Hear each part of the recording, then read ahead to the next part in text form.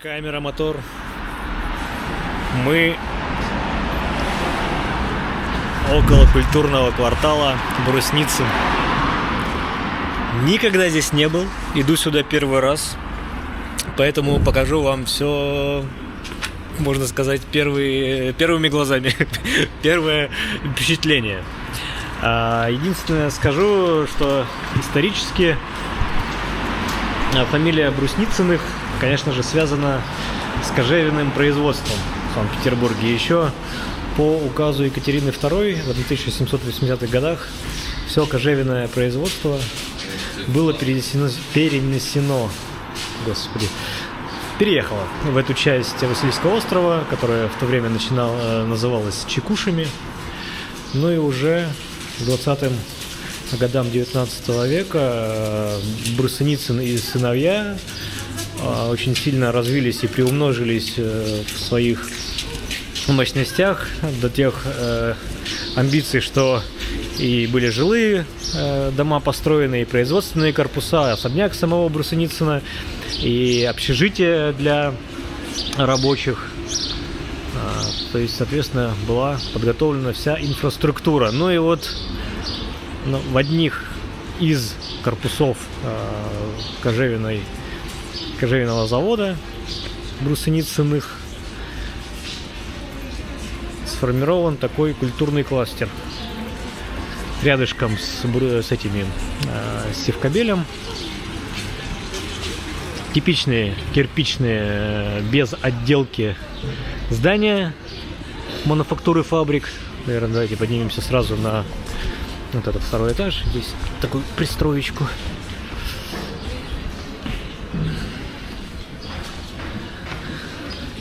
Сильно не буду, конечно, выдаваться и зачитываться историческими справками.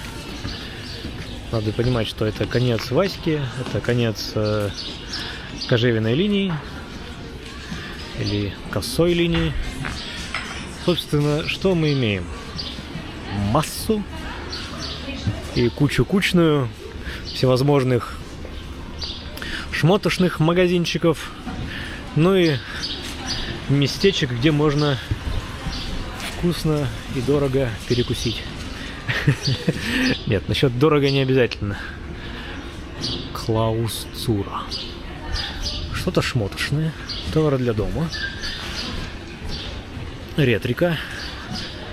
Что-то шмотошное. Ну и рядышком Нун-кафе.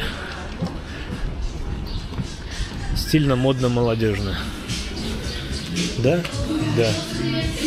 Ах, запах и аромат. Ну и далее тут искусство создания ароматов, парфюмерия. Ну и вход Брусницын лофт имеется.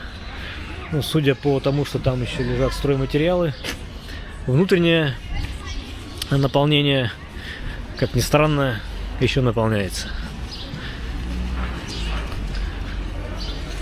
Апокалипсис от Анненкирхе. Интересно, интересно. Сейчас заглянем, если открыто. Анненкирхе, напомню, это станция метро Чернышевская, церковь Святой Анны, лютеранская. Нет, наверное, правильнее было бы сказать не церковь, да, а кирха.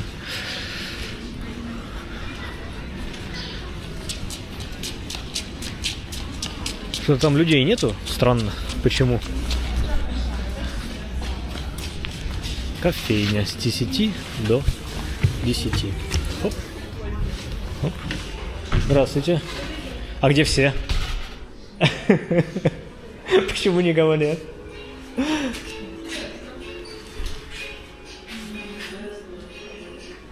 Прикольно, прикольно. Что еще есть? Вход.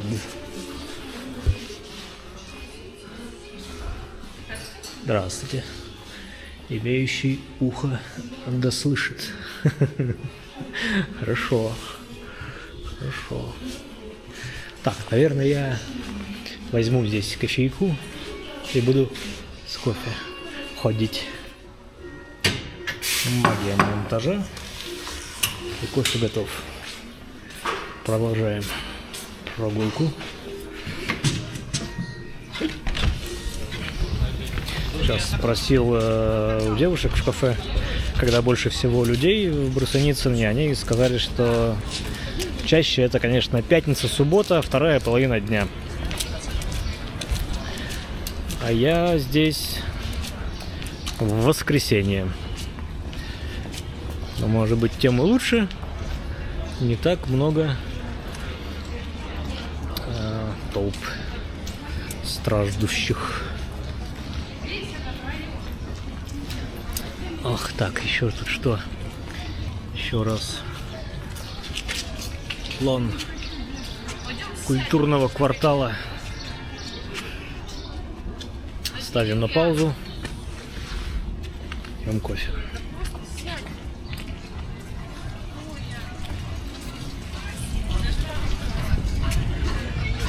Фотозоны забавные. Где-то я такой уже запорожец или что-то похожее видел. Где-то на Петроградке. Но я там на Шуриком сделала.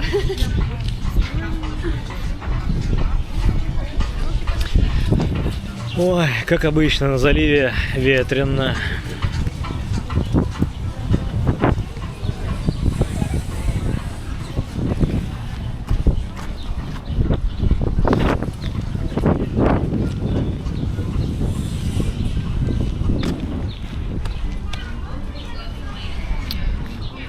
Что бы это ни значило, но слоны. Надо прочитать, что уйти неосведомленным. Так, скульптурный цех. Экспонаты, разработанные и выполненные из стали 3 миллиметра, гарантия 100 лет, стоимость 2 миллиона 300. Угу. Не без рекламы. Я, наверное, телефон замажу. Ой. Да. Сталь 3 миллиметра.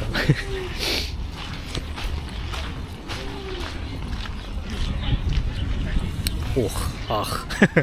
Ах. Так. Что я запинаться стал.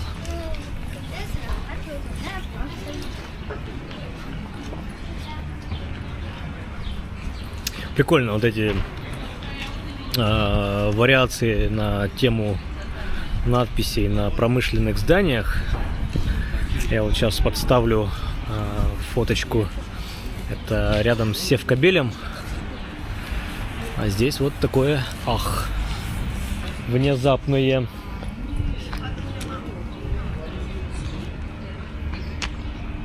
Что-то похожее на какие-то то ли террасы там сверху. Не знаю даже, что там может быть. Интересно, с каким-нибудь свободным доступом. О, смотрите, тут как бы ах, вопрос, восклицательный знак. Не все просто.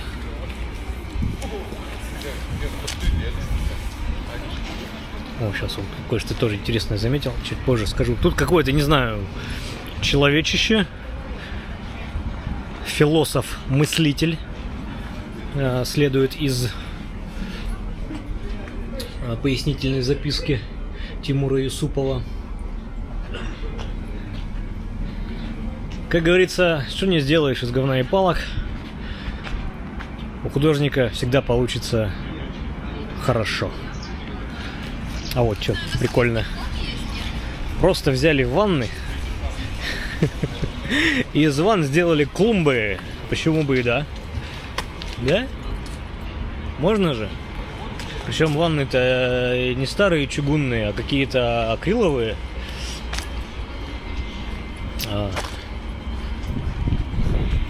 Но какие-нибудь чугуневые, старые или эмалированные, я думаю, смотрелось бы прикольней. Так, интересно, что это, подождите. Тут какая-то дверка. Нам туда как будто бы надо. Я вот даже не вижу, что там, только вы видите. Я только с вами посмотрю. Ой, покажу я вам афиши. Здесь театр «Рассвет». Через кассиру можно у них купить но и, собственно, их репертуар.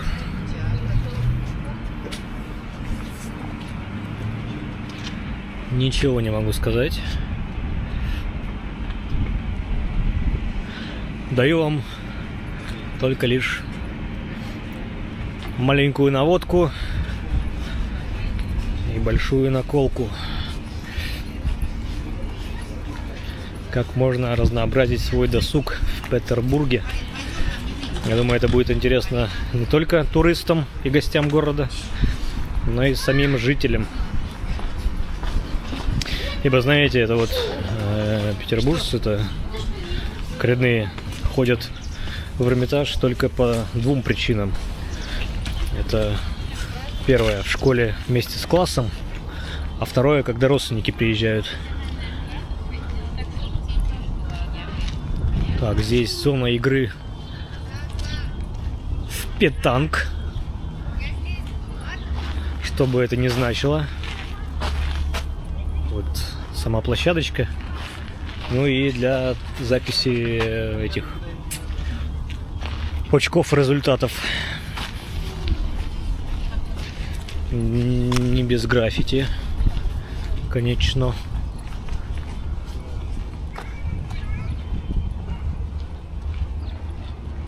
Элементы промышленного дизайна. Дизигна.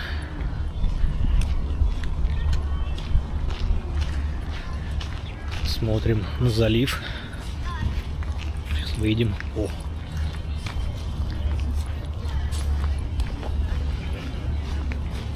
Качельки. Ну-ка. Сяду-ка.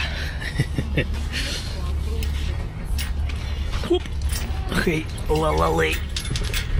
Ой. Так. Ну, как повернуться? Оп. Вот так вот. Легонько за ветром. С таким замечательным видом на противоположную сторону Невы, на промышленные кварталы, скорее всего, верфей. Оп.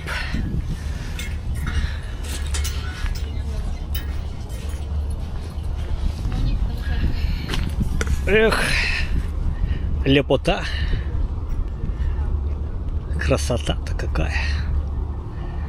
Это у нас западный скоростной диаметр, и под ним сейчас проходит метеор, скорее всего, следующий из Кронштадта.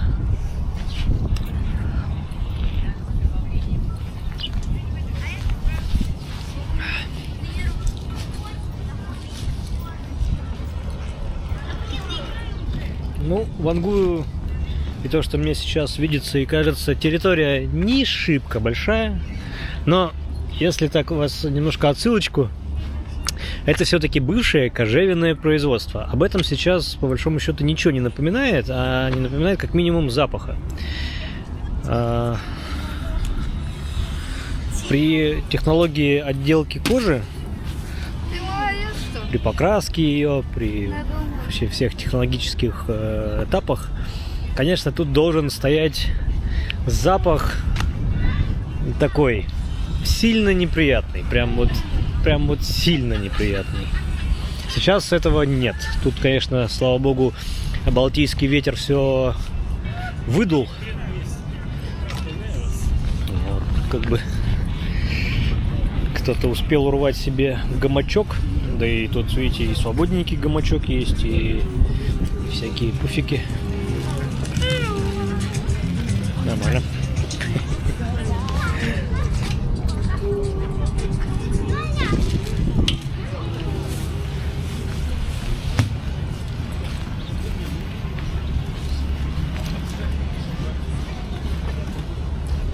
Так, тут 3 олор. 3 олор. Так, а что надо сделать? Ой, слушайте, сразу вам говорю, что вот эта штукалянция, она бесплатна. И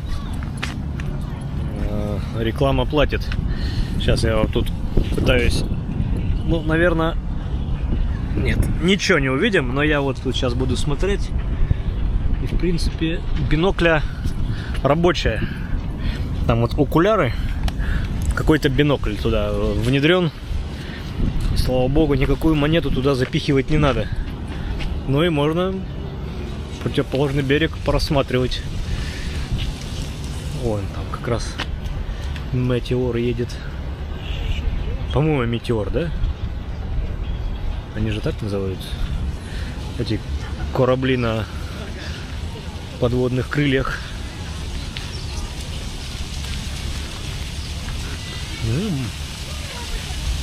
Какая штука-дрюка.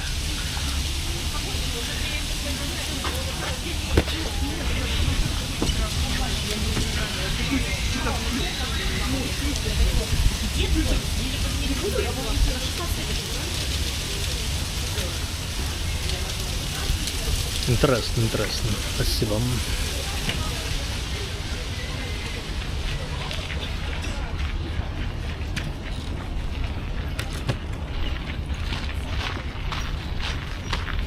Интересно, что здесь?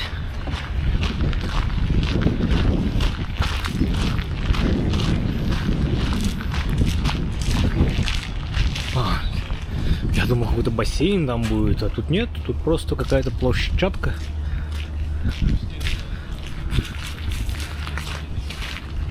Судя по рисункам на стене, зимой здесь мог быть каток. Да. А что сейчас планируют? Неведомо. Так, заглянем. Заглянем в эти ворота. Скорее всего, там какое-то производство, но когда меня это останавливало. Хороший вид.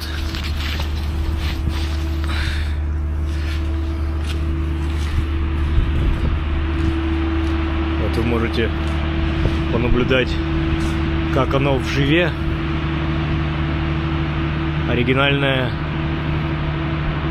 производственное помещение 19 века. Скорее всего. Как будто здесь пожар был.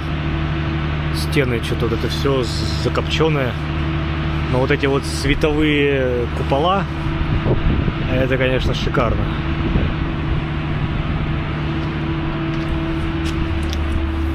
Ладно. Непонятно, что здесь было. О! Художество. Не знаю, видно вам или нет. Скорее всего, из-за солнца. Из-за солнца, пересвета. Не видно было.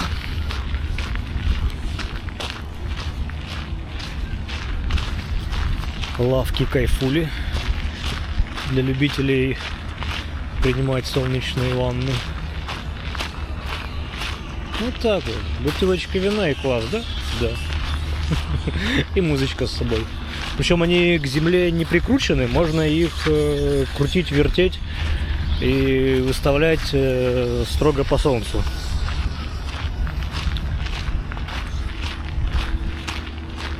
Тир имеется.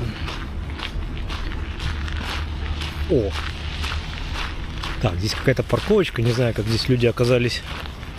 Видимо, она закрытая для своих. Нет, слушай, там открыто. Там очень похоже на то, что можно выехать. Но здесь можно подспуститься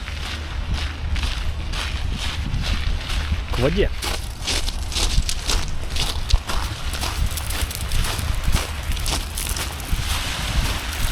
И такой вот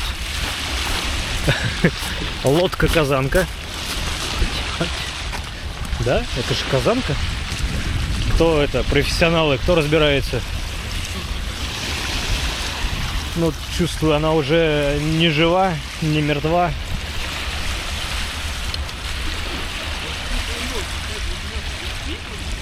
какой-то танкер Арктика. Но там уже начинается территория порта.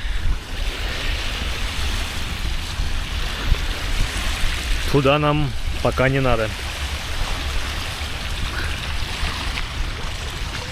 Ну, не то чтобы тут прийти с полотешком полежать, думаю, на гравии. Хотя, что, кого я обманываю, да? После Крыма, после Ялты, после этих камней, я думаю, здесь вообще мягко будет. Шучу, конечно. Но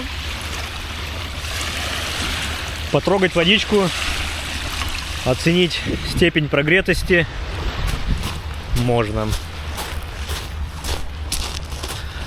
Вот такой он Брусницын. Такое мое первое его видение ознакомительное.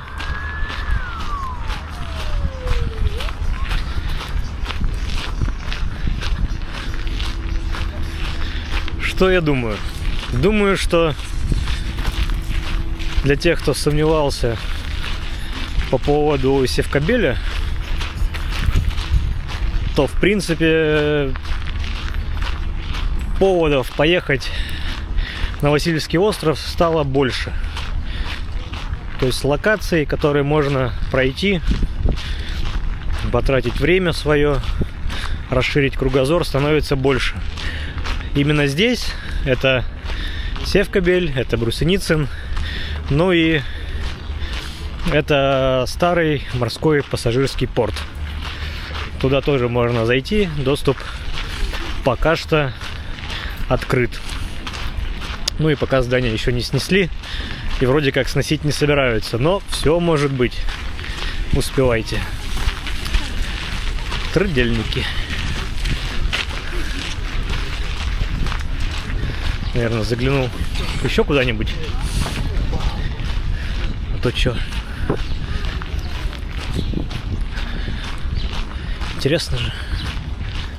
Вот там я вижу, что тоже какие-то фонарики, что-то готовят. А я вот на пороге сниму. А что здесь будет? А все было. Вчера какая-то крафт, что-то там. Ну вот так вот, все пропустили. Был фестиваль крафтовых ремесел. Как бы это тавтологически, наверное, не звучало. Но. Вот так. Ладно, спасибо. Вот когда со мной вежливо, я тоже вежливо. Брусницын холл. А, видимо, это само основное пространство, где проводятся ивенты. Вот, мы уже идем к входу-выходу. Подсниму афишу самого Брусницына.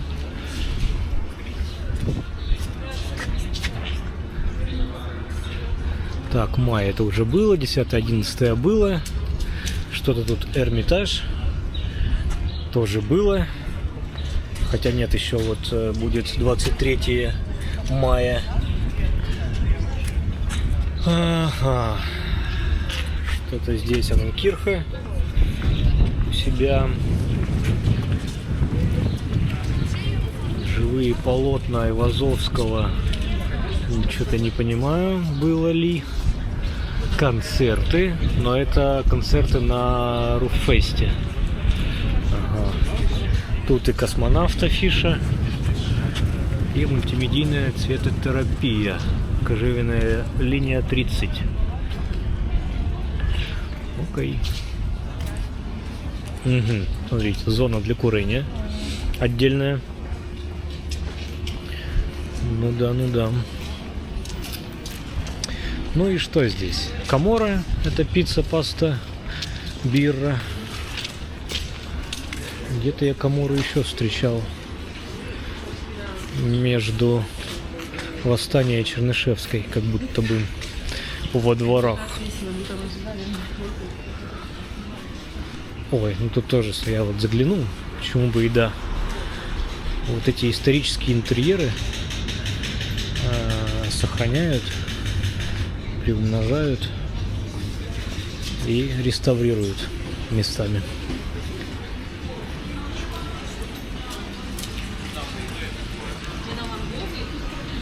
Это интересно. Заглянем и сюда. Вот все эти балки, перекрытия. Приятно.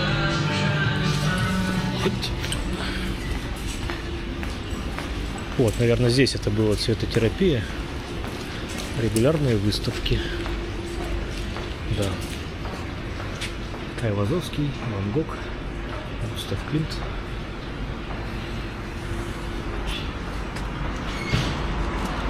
Гертруд Лебер.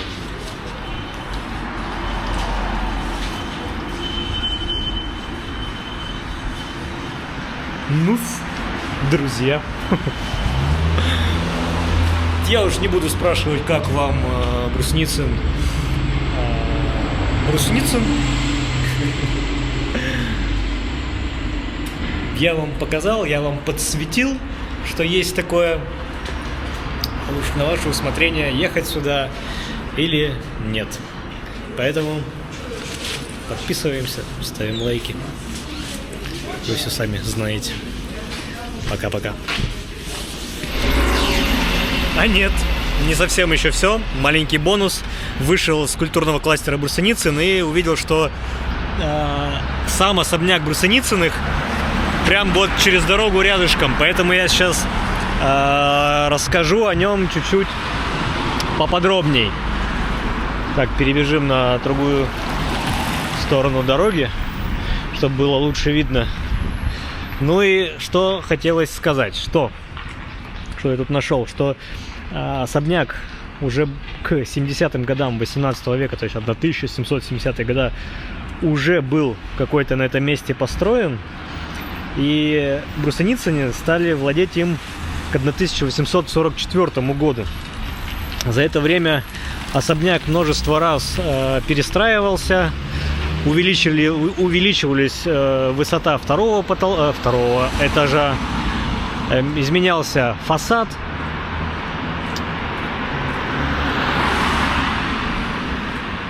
Достраивались какие-то внутренние части особняка. На этом месте были ворота, но в советское время, когда особняк перешел при советской власти Кожевинову уже заводу, здесь сделали управление этого завода, ну и в этом месте была сделана проходная. Вот там над входом серп и молот, барельеф, и еще над крайними воротами тоже барельеф серпа и молота. Что еще было сделано за годы владения в общем, семейством Брусницыных? Это в задней части. Сейчас мы подойдем, я покажу. Был сделан зимний сад. И что самое примечательное, то что растения редкие зимнего сада впоследствии были переданы в ботанический сад. Вот, сейчас видно, наверное, справа такой деревянный с витражами, оригинальной растекловкой и уже железной крышей. По-моему, железную крышу покрыли уже в советское время, в начале 20 века.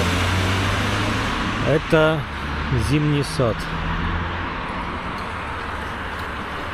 Так, что здесь у нас?